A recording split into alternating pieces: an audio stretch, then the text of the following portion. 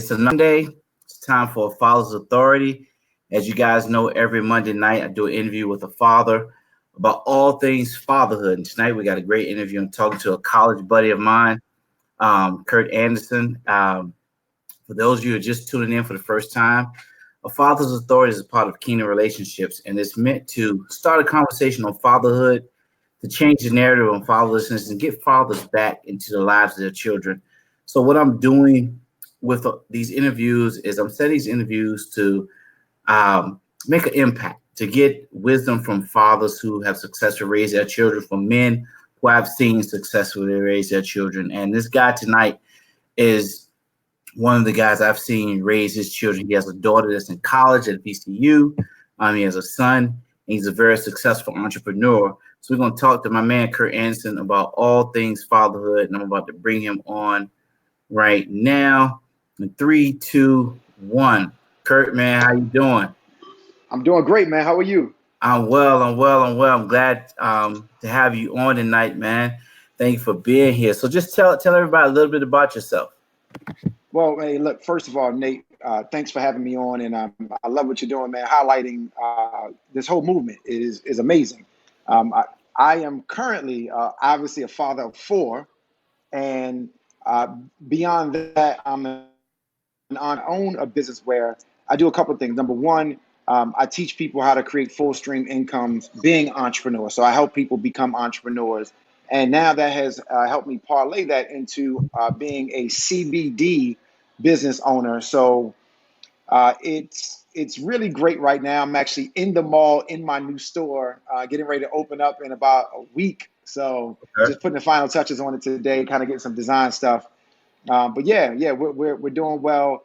Business is taking off. For me right now, we have gotten thousands of people in about 40 different states to become CBD entrepreneurs. Okay. And this is our first brick and mortar store. We're right in downtown Norfolk in MacArthur Mall. Okay. All right. Well, tell us your story about your life growing up with your dad. I know.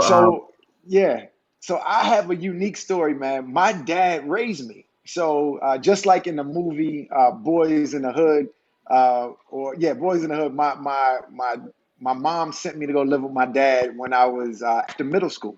Okay. So my dad was always in my life, but they shared custody up until I was 13. And then for high school, I lived with my dad, just him and I. And I have a sister and 2 younger brothers, but it was just my dad and I all through high school. And it was amazing. My dad is my superhero, is what I call him. He taught me everything. He kept me around him professionally when he was into whatever business or career stuff he had going on. He kept me around with sports. He taught me, how to treat people. He taught me how to go after things I want in life. And my dad is still active in my life today, and I'm very fortunate. I know a lot of people my age may have lost their dads or never even had the experience with their dad. So it's big.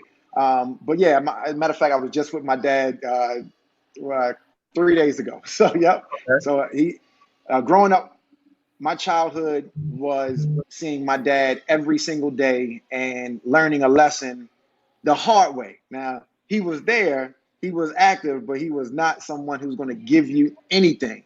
If I can give you an idea who my father was the guy who I asked him for lunch money and he told me no. Oh, he said, if you're hungry, you'll figure out how to make the money. I said, Dad, it's $1.50 for lunch. He said, I'm not giving you $1.50. I'm not giving you anything. You'll figure it out. And I went to school and I was hungry that day. That day I came home and I cut somebody's grass. Then I started raking leaves. Then I started shoveling snow. And I did that until I was able to get a worker's permit. And I got my first job at 15 working at McDonald's because I realized my dad wasn't going to buy me clothes. He wasn't going to money for food. He wasn't going to do any of those things because he didn't have a father active in his life. So nobody gave it to him. And he wanted me to be independent, and probably birthed at that time the entrepreneur that you're talking to today, because nobody's ever given me anything. So I had to go after it. Gotcha. Curt, do me a little bit and go to your left a little bit because it's kind of, there you go. Not as much. Come back a little bit right there. Okay. Was cutting you off a little bit. That's good. So how did that impact your fathering of your children? My dad loved me, and he gave me a lot of love. He told me every day he loved me. He showed me every day he loved me, and I do that today with all four of my children. So I have a 19-year-old daughter, I have a 17-year-old son who's a senior, and I have an 11-year-old who's a fifth grader, and a 6-year-old who's a first grader. So I love my children, and I try to make it my business to make sure I'm around to give them those lessons, which guided some of my career decisions about being an entrepreneur where I can control my schedule versus having to be at 40 hours a week at a job. Now, if I got to, I have to, Right. but if I can control it, I can control it. Not above a job by any means, but you got to make money how you can. But if you have the opportunity, you definitely want to. So that's the key. So that's how it is. My dad was there, man, and he showed me. Now I'm showing them. Yeah, I see how you, when you talk about your dad, your face lights up, man. Oh You're yeah, grinning from ear to ear. When you talk yeah. about that, I love to see that. That's a good sign. So let me ask you, what does fatherhood mean to you? Fatherhood to me means guiding your children's life and teaching them from your experiences.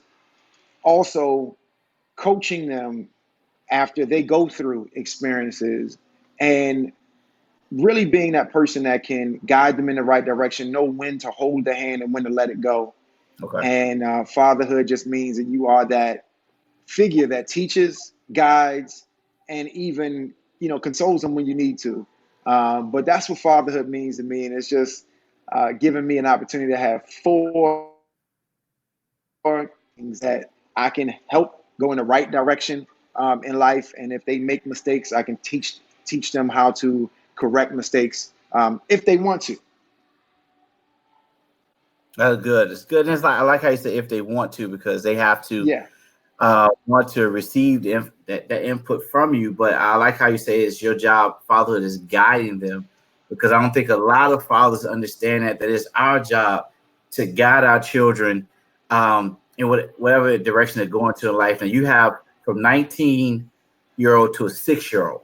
So I know yes, you handle it differently, but your 6-year-old, more importantly, I look at it like this: your 6-year-old, you really guiding him because he's young. So how you guide him molds how his life is going. To your 19-year-old, now how you guide her helps her make the life decisions that she needs to make, and important decisions in right. her life.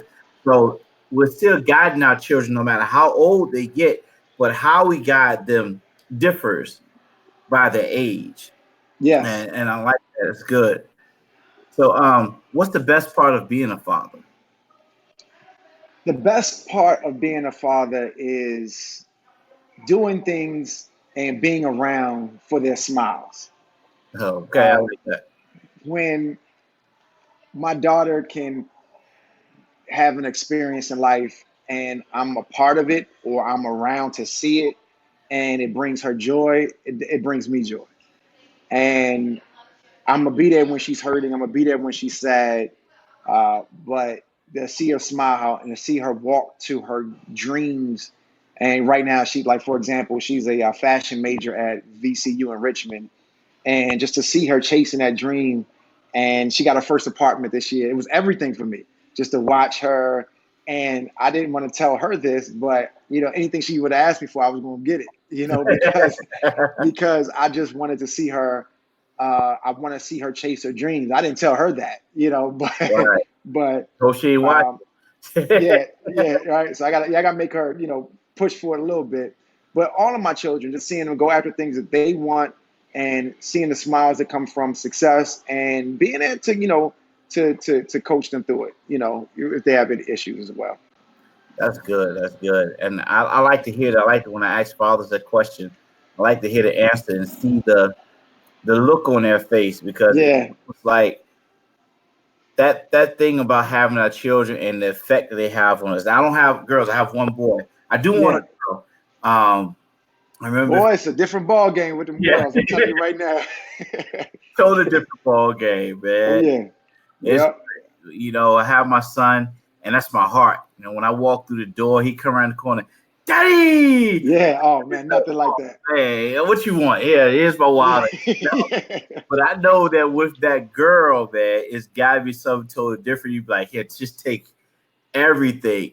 So Yeah. how do you differ? And going to the best part of being a father, with how does it differ between your sons and your daughters? How does it differ? It differs a lot.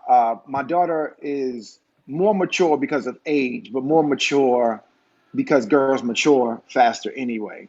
Mm-hmm. And there are there are hard lessons that I can teach my sons that I'll be honest, it's a little tough for me to teach my daughter. It was a little tough for me to teach her because, you know, I never, you man, know what it took for a man to raise me, but it's different when it Uh, came to my daughter. So, of course, obviously as a mother that can do some most of it, right? A lot of it. But for me, um, I'm a little bit more gentle with my daughter. But it was very important that I teach her hard lessons in life, okay. because she's away from me right now. Not far, but she's away from me right now. And I need to know that when she left me and she can't be in my face in 5 minutes, that she can hold her own. Oh, So it was knowing when the times to make sure that she's tough enough and she's smart enough to be independent. mhm. That was everything. But yeah, I always call her my little boss because she got a plan for her life. Okay. And That's good. she tells me where to go, when to be there, and how much it's going to cost, and I just got to follow the plan. That's it. So she makes it a little easy for me.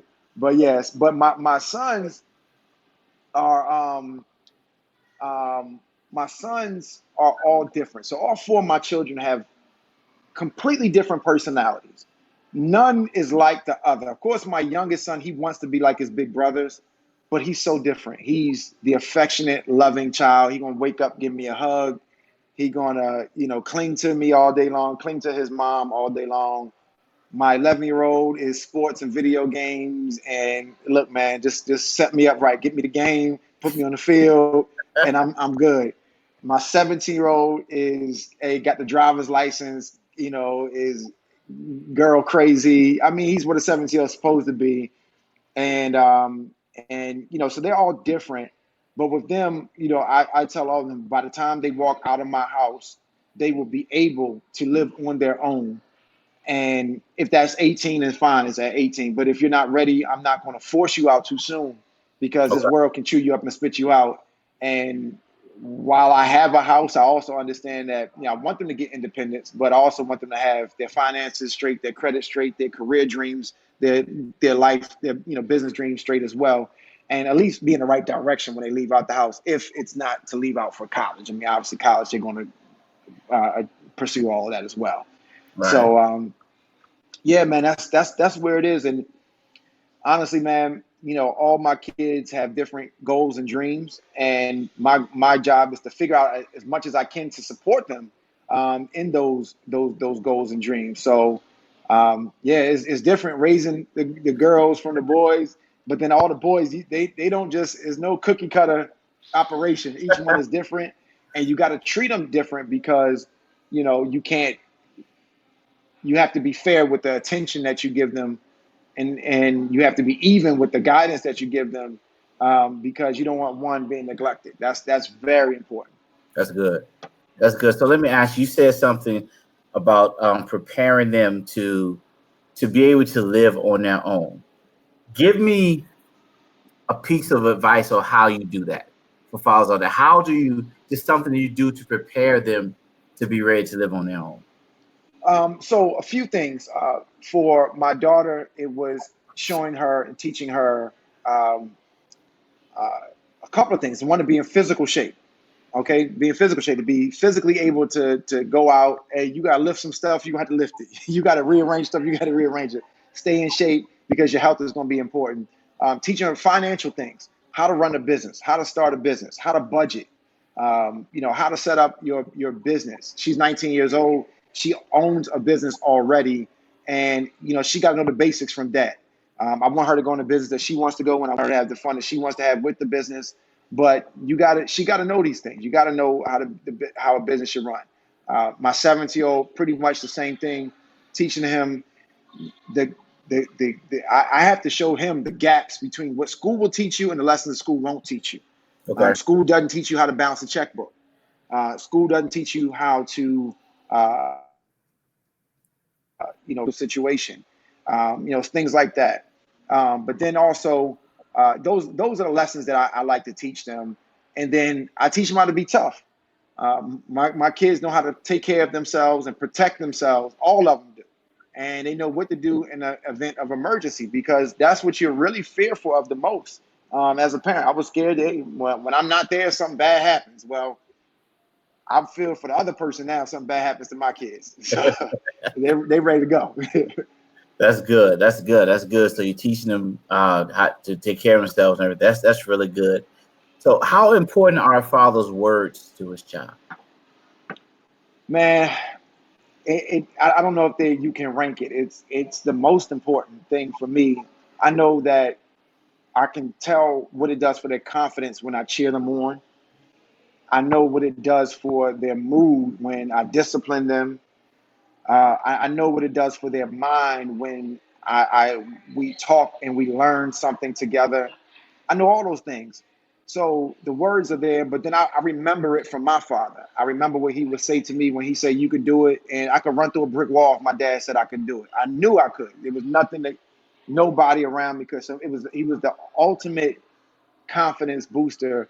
And I remember people telling me, like, it's not fair that you have a dad. It was Wow. like that. That's how it felt. It felt like I had a leg up on everybody else because I had the dad. My dad fathered a lot of my friends because of that, because they didn't have fathers in their life. So he became their fatherly figure for a lot of my friends growing up. But his words to them guided their life. They don't forget. They remember the wild stuff he said, the funny stuff he said, the important stuff he said. And, I try to be that for my children and even anybody my children are around. That's good. That's good. And that's important because your words affect what your children do and how they go in their life. So do you see the effects of some of the things of your words to your children? Like some of those things come in the past that Oh, you yeah. said to them? Oh, yeah. I mean, I guess right away, my daughter, volleyball, my son's football, and wrestling. And when I'm there and I'm scream something to them in the course of the event, their actions change immediately. And the mindset is, oh, I should be better than these kids because my dad showed me how to be better. And now that he's over there telling me that I'm not performing, I need to step it up. Oh, that's And I watched my son, being in a wrestling match, not giving it his all. And I said, "Hey, you want me to come on that mat?" And I see his face change up when I do that. I tell my son, my youngest, when they're not running their hardest in football game, because you're young, your mind is everywhere. And I say, "Hey, look, get focused, you go hard." And I watch them, their eyes light up, and they get like the eye of the tiger, and they go so much harder. So yeah, you watch, you see those things happen, and right in real time. Oh, that's good. That's good. That's funny because I just started. My son just started playing soccer, But and yeah. I actually volunteered to coach his. So I'm the coach of his team. Oh, God bless you. Right. God bless you. God bless you. I purposely don't coach. I coach wrestling for a high school, but I don't coach my son. So I coach at a high school different from him. I give him guidance, but I let his coaches coach because I'm too emotional and I'd be screaming and going crazy. And I don't know. I need a coach to coach him. I can come in and assist in the coaching, but nah, I need somebody outside of my address to coach that boy. So, I'm gonna learn. The first game is this weekend, so oh practice man. has been pretty good. Text me when it's over. Text me when it's over. Well, for his age, they told me that all they do just make sure they chasing the ball and trying to kick it in because he's 4. Yeah. So I guess when he gets like 6, because he wants to play basketball, so once he gets in those sports, and I'll see because I just want to be there for Yeah. this one. But everybody keeps saying the same thing, like I'm praying for you. Good luck. Yeah, So man. Yep. That's I'll it. text you, let you know how it goes. So let me ask you, Absolutely. what Hit me advice up. would you give your what advice would you give your children about success? Well, I would give my children, and I do give my children the advice that success is the pursuit and accomplishment of a goal that you set. And the pursuit of that goal is where you learn, where you gain character, where you find out what's hard, what's easy. And that's the part they have to pay attention to. The pursuit is probably more important than achieving the goal. Uh, Okay. and because you can achieve a goal easily and not learn anything from it, not get any better from it. But that pursuit, the harder it is to get it, to go after it. Even the failures teach you lessons. So I teach my kids success is the pursuit and the achievement of the goal. But it's a journey, man. It's a journey, and there are things you learn from chasing one goal that you can apply to one down the road. And you find that in life, and business, and sports, and relationships, there are a lot of things that are fundamentally the same, Mm-hmm. and you can master them, by just going after things that you deem as uh, a quest, a goal, and you go after those goals, and you can have success there. So that's the advice that I give them is go out there and try it. I want you to achieve it, but yeah, that's the key. Okay, so just one more question because I know you got to go. Now, I've watched you, man, since '93 in college, your success endeavors, man, and I've seen like whatever you do, everything you do, you go hard at it and you accomplish it. Um, and I've also seen you through failures. I've seen Sure. things not work. I've seen events you do, or see, I've heard you talk about things that didn't work, but I've seen you bounce back. How do you teach your kids or coach your kids through that when they try something and they fail at it?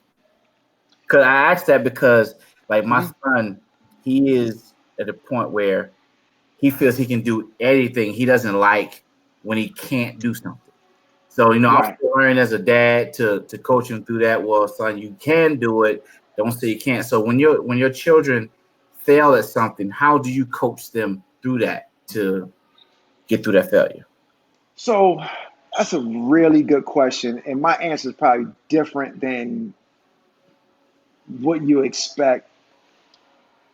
When my kids go through something and they fail, I try to help them understand why they failed. Mm-hmm. I help them understand what the people who didn't fail or how you could have succeeded. And then I try to get them to pull away what they learned from the failure, Okay. right? And the reason why is because if you don't learn anything from the failure, you're going to keep failing. Yeah. He's going to keep failing. And I have all my kids are so different. Some of them excel naturally at certain things. Uh, I remember when I first started playing catch, and my oldest son, he couldn't catch the ball, and he was down on himself, and he just thought, "Oh, I'm not good at this." I said, "No, let's kind of break this thing down. It's not that you're not good. Maybe you're not paying attention all the way through." And we looked at film, and we looked at other people who could catch well, and I pointed out different things. And then I said, okay, well, what did you learn about that? And the lesson is not that I couldn't catch. The lesson is, hey, I got to pay attention to the whole process from start to finish, Mm. because in a lot of your failures, you just failed on one small part of the big task, right? You had your eye on the ball, you were right there, your hands were out, but you blinked, you turned your head too soon. And it's not that you're physically incapable of catching. It's not like you're uncoordinated. You just made a mistake. And okay, now that applies to later in life.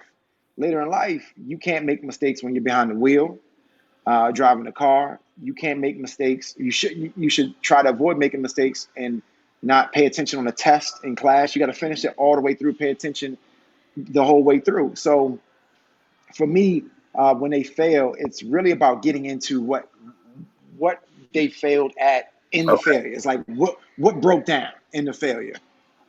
You don't throw away a car when the tire goes flat, right? You just figure, okay, Right. what's going on here? It's a tire. It can be replaced, right? So um, that's the key. That's the key. So kind of breaking down those failures, and then showing them that they're still worth a lot to me. They're Mhm. valuable to the world even after a failure. Because you don't want a kid getting down and depressed, and you know that's what depression issues. If you say, "Oh, because you failed, you know you're not this or you're not that," I'll tell my son every day, "Hey, look, you can be the best running back in the world if you want to."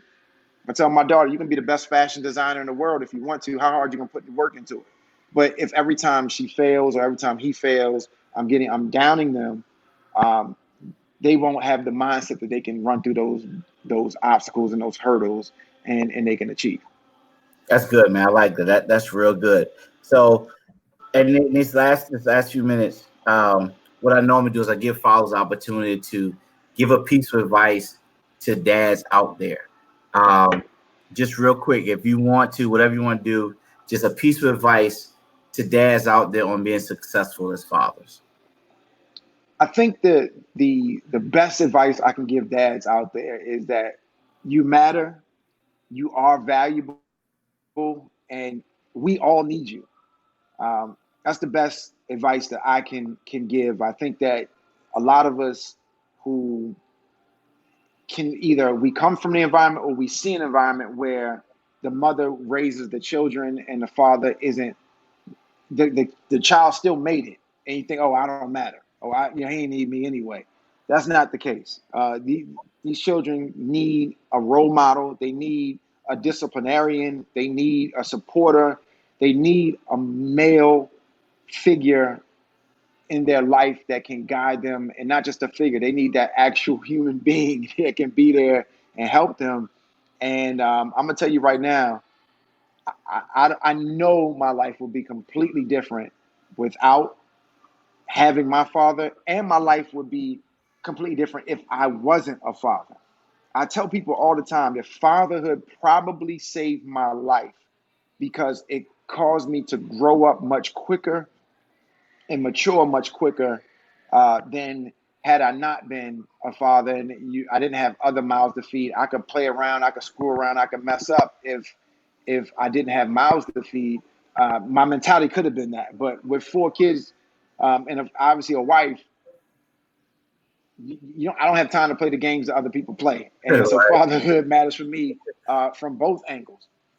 So I miss some parties, I miss some football games on TV because I gotta go out and achieve because I want my children to have access to the best life and have if they deserve it, I want to be able to give them. I'm not trying to hand them out everything, but I definitely want to be able to do what I want to do for my children. Yeah. That's good, man. That's good. I appreciate that, Curt. I appreciate you tonight, man. I know you gotta Oh, go. my pleasure. Yes. Thanks for the advice, man, and definitely have you on again. Yes. Man, best of luck in your business. I know you can do it. Man, Yes. you be blessed, bro. Yeah, absolutely, man. The end of September, we're looking to have a soft opening, and then starting in October, we'll be doing a grand opening right here in downtown Norfolk at MacArthur Center Mall, man. We're gonna rock and roll this thing out, man. It will be called the CBD Shop, and all on any platform. You can find me at Ultra Curt, and I'll be showing people how to start their own CBD business, and all doing that while raising my 4 beautiful children, and of course. Rocking and rolling with my beautiful wife. All right, man. And you and your wife do everything together. I noticed that too. Everything, All everything, right, everything man. You together. be All blessed. right, all right, take care, Nate. All Thanks, right. man. Appreciate you. All right. All right, guys. That was Curt Anderson. Um, mainly talked about just teaching his kids to be successful, teaching them to be successful in life. And we got to do that as fathers. We got to give our kids the tools to be successful. We got to give them the tools to achieve their dreams. We got to give them the tools to just be the best at everything they can do. Even if they fail, we got to coach them on how to get back up. And so, guys, with that said, if you have any questions, and the questions at all about any interviews and advice you need, just reach out to us at hello@kingdomrelationships.org. You can see all the previous interviews on our YouTube page, Kingdom Relationships, or you can go to our YouTube page or our website if you need an advice. Somebody wants to say hi. I heard him run in. This is why I do this. It's my project, buddy. Say hello to everybody. You don't say anything. That's why you came in. You're tired, but you came running. I'm hungry. All right. He's always hungry. So tell everybody, say, see you next week. All right, guys. Love you. Be victorious. Wait, say bye. Bye. Are you done? I'm done. Yay.